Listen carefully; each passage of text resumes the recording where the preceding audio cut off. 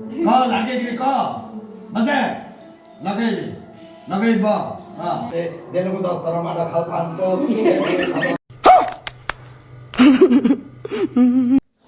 तो इटा हूँ से मौसा जहाँकर भॉइस रे आमर सकाल आ संध्याटा आरंभ हो जासी माने सकालटा शुभ सकाल आ संध्याटा शुभ संध्या हो जासी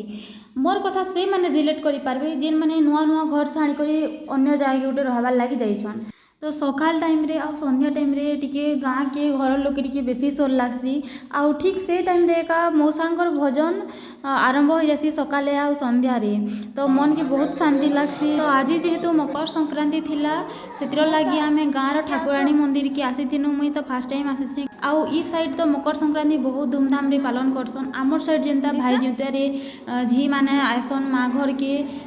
केनता खुशी लागसी कि इनो हेन्ता पोंगल रे का सबू झी माने जोय माने आसबे तांकर लागी कुनुआ करबे 2-4 दिन तक नुआ नुआ ड्रेस पिनबे पतंग उड़ाबे आउ बहुत बढ़िया से सेलिब्रेट करूछन।